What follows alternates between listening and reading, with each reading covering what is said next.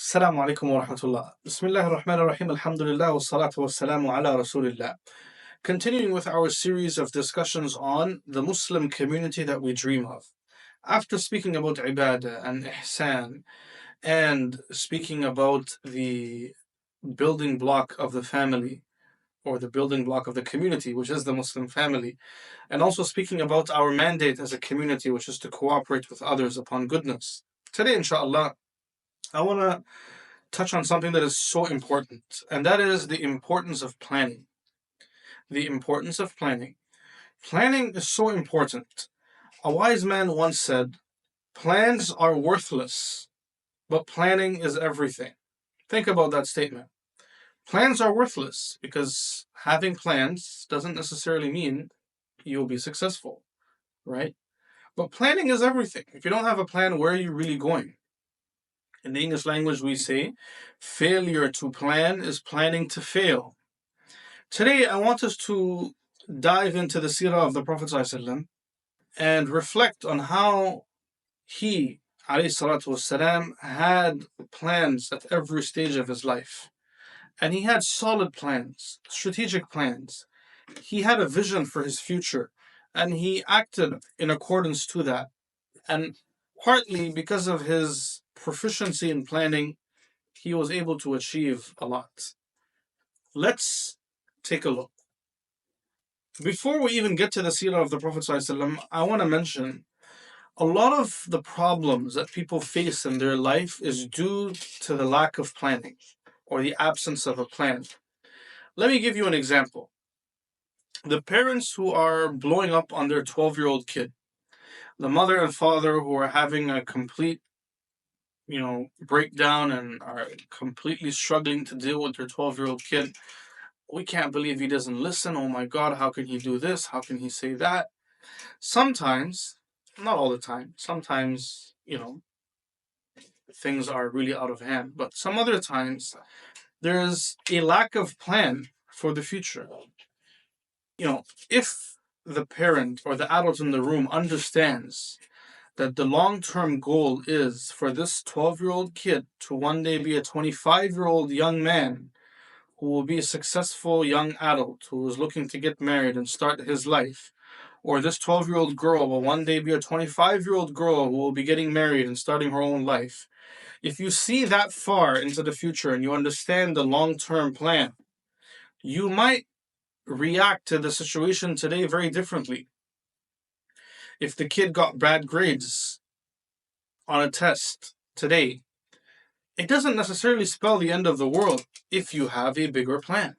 But if you don't have a bigger plan and all you can see is the test today and the fact that the kid was gaming yesterday, and that is what you react based on, then obviously some of your reactions might be out of sync.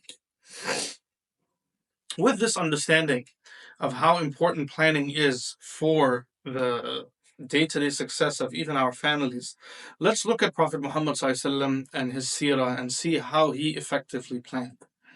Prophet Muhammad ﷺ in his life, he had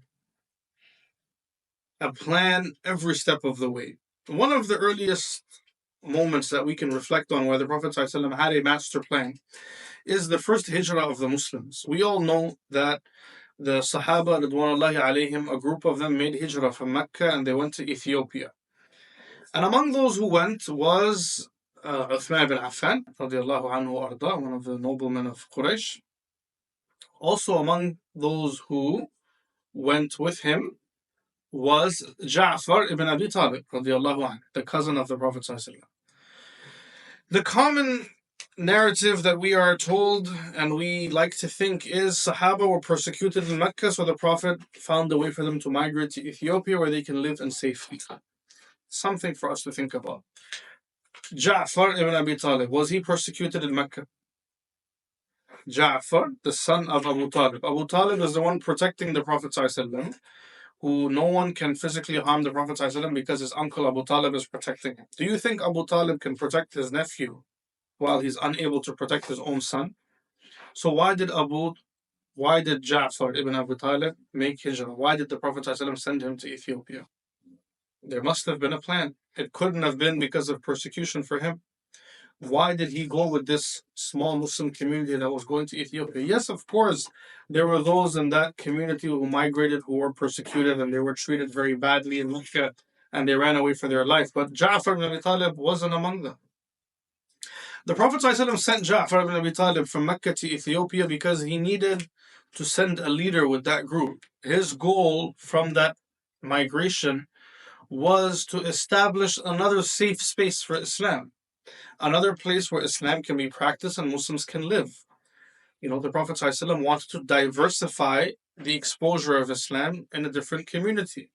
He didn't want all of his eggs to be in one basket in Mecca. What if things didn't work out in Mecca? Then what? We all understand from an investment perspective, we are taught to diversify our investments. So you have some money, you throw some into real estate, you throw some into stocks. You make sure that you have money in a few different places. If one market crashes, there is money to be made in another market. The Prophet ﷺ, with this goal of diversification in his mind, he wanted to send a small community with a good leader. That leader was Ja'far ibn Abi Talib, and he sent him to Ethiopia to oversee a Muslim community that will carve out its own space where it can practice Islam. The Prophet ﷺ had a plan. Now, the Prophet ﷺ, time passes and we know that he migrates himself from Mecca to Medina. Before the Prophet ﷺ chose Medina as his destination, there was a tribe from the distant areas of Arabia that came to visit the Prophet ﷺ. They were ready to accept Islam. And they told Sayyidina Muhammad ﷺ, they said, "O Messenger of Allah, we pledge to believe in you. We will join your religion. We will follow you. You can come live with us. And we will protect you if you ever have any conflict with the Arab. You have any beef with Quraysh, you have any problems with the people of Arabia, we're here to back you up. We're here to protect you." But they put in a fine print and they said, "But if you run into trouble with the Persian Empire, we can't help you. Like our Arab brother, we can fight him for your sake, no problem. The Persian Empire, the superpower of the world, yeah, we're not going to battle against them for you. That's going to be above our pay grade." So the Prophet ﷺ listened to their offer and he rejected. He said, "Thank you, I'm good." And he didn't take their offer. Somebody might think, right? Somebody might think and say, why did the Messenger of Allah refuse? These people were offering a temporary solution. Yes, in the long run, they wouldn't have been able to protect the Prophet ﷺ against the Persian Empire. But today, the threat facing the Prophet ﷺ is the people of Mecca, the Quraysh. Why did the Prophet ﷺ not accept the temporary solution? Why did he not accept this immediate, way out? And perhaps there's a good answer for that. You and me, even in our regular life, sometimes we are victims of opting for the patchwork solution. It's not always best to find a way to patch the hole and keep moving. Sometimes you need to do proper repairs. Imagine, may Allah protect us, somebody has a major plumbing issue in his home. It will cost him $20,000, $30,000 to fix. Instead of paying the $20,000, $30,000, every 2 weeks he calls a plumber to do some minor, work and charges him $300. Then in his mind he says, "I don't want to spend the $30,000. That's why I'm spending the $300 every 2-3 weeks." But Habibi, at a certain point, after a little while, $300 every 2-3 weeks will add up to more than $30,000. You may as well go in and find the solution and fix the problem. But sometimes we opt for the temporary solution, patch solution. But even still, somebody might say the Prophet ﷺ had no other option. He should have taken the half solution. Why did he not take it? And perhaps the answer is sometimes the half solution becomes the permanent solution. And this is not a healthy idea, right? Sometimes people get comfortable with the half solution. Sometimes people feel like, okay, at least we're better off now than we were before, and they stop working towards improving and towards finding the permanent solution. The Prophet ﷺ, he wanted a full solution. He wanted to find a city and to find the people who will believe in Islam and offer him unconditional support, not conditional support with, terms and conditions listed at the bottom. And the Prophet ﷺ rejected their offer. In any case, Allah opened the door. The people of Yathrib, they said, "Why don't you come? We will accept your religion. We will believe in you. You can become our leader." So the Prophet ﷺ made the preparation. He started to plan for his hijrah from Mecca to Medina. And the Prophet ﷺ, he discussed and he planned with Sayyidina Abu Bakr as-Siddiq. He hired a guide. He made sure he had an idea of the route he would take to get out of Mecca. He spoke to the family of Abu Bakr as-Siddiq to make the necessary preparation. Again, this is an example of how the Prophet ﷺ was proactively planning. Right. Many years later, the Prophet ﷺ manages to establish himself in Medina. I believe, if I'm not mistaken, don't quote me for this, 7 years after the Hijrah, the Prophet ﷺ sends a message for Sayyidina Ja'far ibn Abi Talib and the Muslims in Ethiopia to come now to the Medina. Again, somebody may ask a good question. What took so long? If the Prophet ﷺ really sent Ja'far ibn Abi Talib radiallahu anhu and the Muslims from Mecca to Ethiopia because they were being persecuted, and he really was worried for their safety, then why did he not invite them to come and join him in Medina? It's been 7 years. The Prophet ﷺ is now safe in Medina. He is busy working on establishing the Islamic State. Why did he not call these people and say, guys, I left Mecca and now in Medina, come and join me? But it took 7 years, and we know this because the Prophet ﷺ, when Sayyidina Ja'far ibn Abi Talib came, in the hadith he mentions, لا أدري أيهما أفرح. I'm not sure what makes me more happy, the conquest of Khaybar or the return of my cousin Ja'far. He was so happy, the Prophet ﷺ. So what took so long? Again, when we think about the plan of the Prophet ﷺ and we understand why he did what he did, the Prophet ﷺ kept Sayyidina Ja'far and the Muslims in Ethiopia as a plan B, in case things didn't work out in Mecca, in case things didn't work out in Medina even. The Prophet ﷺ in Medina, he had the Battle of Badr, he had the Battle of Uhud, he had the threat of the people of Quraysh wanting to exterminate the Muslims, he had various other battles that he was engaged in. And he wanted to wait until he was confident and he was feeling secure that this Medina is established, this Islamic State is here to stay. And when he reached that so many years after his hijrah, he sent for his cousin and the Muslimin to come and join him now in the Medina. All of this, if you think about it and you look at it, the Prophet ﷺ wasn't only trying to do what he had to do today. He had a long-term plan. He had a vision. And this is so important. Our Muslim community, the community we are dreaming of together, is going to be a community that has a plan. I need a plan as an individual. You need a plan in your life as an individual. My family needs a plan. Your family needs a plan. And as a community, we also need a plan. It's so important for us to have a long-term plan and to work towards it. This is what will help guide our actions and guide our steps to go in the right direction towards achieving success, inshaaAllah, in the future. Proper planning requires consultation. And the Prophet ﷺ was able to do this. The Prophet ﷺ in the Battle of Badr, he made a decision for where he wanted to park his army. One of the Sahaba radiallahu anhu, he asked him, he said, "O Messenger of Allah, the reason we're here, is it revelation from Allah or is it your idea?" The Messenger of Allah said, "No, it's my strategy." The companion said, "O Messenger of Allah, I have another idea. Why don't we go a little bit further till we cross the well of water? Then we can put the well of water behind us so we have access to water while we're fighting. And the enemy, when they reach here, they don't have water." The Messenger of Allah said, "Excellent idea." And he moved the army forward so that they can have access to the well of water. Showing us what? The Prophet ﷺ was ready to plan.